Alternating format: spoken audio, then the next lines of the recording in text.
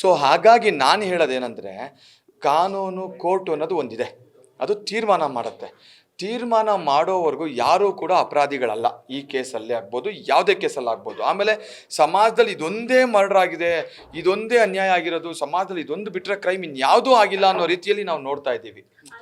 ಅದು ಯಾವ ರೀತಿ ಒಂದು ಅಂದ್ರೆ ಯಾಕಂದ್ರೆ ಪೊಲೀಸ್ ಕಡೆನೂ ಬಹಳ ಸ್ಟ್ರಾಂಗ್ ಆಗಿ ಎಲ್ಲ ಸಾಕ್ಷ್ಯಾಧಾರಗಳನ್ನ ಇದು ಮಾಡಿ ಕಲೆ ಆಗ್ತಾ ಇರ್ತಾರೆ. ಸೊ ನಿಮ್ಮ ಕಡೆಯಿಂದ ಯಾವ ರೀತಿ ನನ್ನ ಪ್ರಶ್ನೆ ಪೊಲೀಸ್ನವ್ರಿಗೆ ಆಗಲಿ, ನನ್ನ ಪ್ರಶ್ನೆ, ಹಾಗಾದ್ರೆ ಇದೊಂದೇ ಕೇಸಲ್ಲ ನೀವು ಸ್ಟ್ರಾಂಗ್ ಆಗಿ ಮಾಡೋದು? ಯಾಕೆ ಬೇರೆ ಯಾವುದು ಕೇಸ್ಗಳಾಗೇ ಇಲ್ವಾ? ಎಷ್ಟೋ ಜನ ಮರ್ಡರ್ ಆಗೇ ಇಲ್ವಾ? ಎಷ್ಟೊಂದು ಕ್ರೈಮ್ ನಡೆದೇ ಇಲ್ವಾ? ಯಾಕೆ ಇದರಲ್ಲಿ ಇಷ್ಟೊಂದು?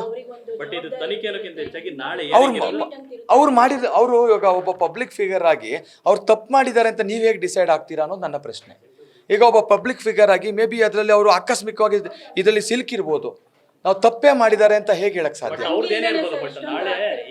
ಇಲ್ಲ, ಸಮ್ಟೈಮ್ಸ್ ಖಂಡಿತವಾಗಿಯೂ ಆಗತ್ತೆ.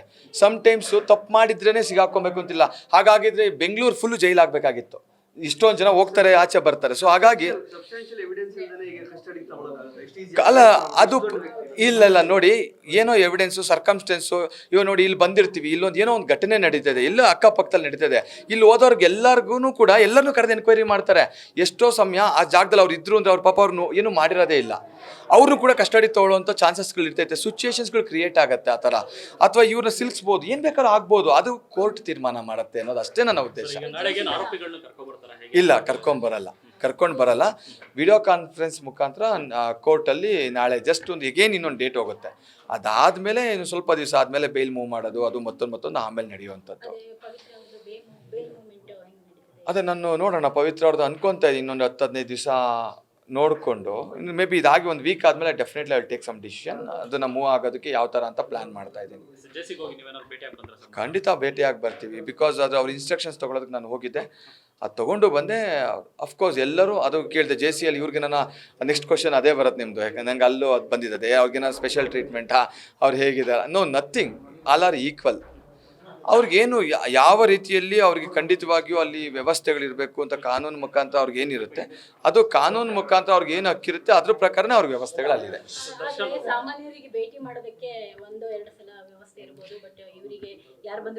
ಇಲ್ಲ ನೋಡಿ ವಾರದಲ್ಲಿ 3 ದಿವಸ ಹೋಗ್ಬೋದು. ಕಾನೂನು ಪ್ರಕಾರ ಕೂಡ 3 ದಿವಸ ಹೋಗ್ಬೋದಲ್ಲ ಫ್ಯಾಮಿಲಿ ಮೆಂಬರ್ಸು.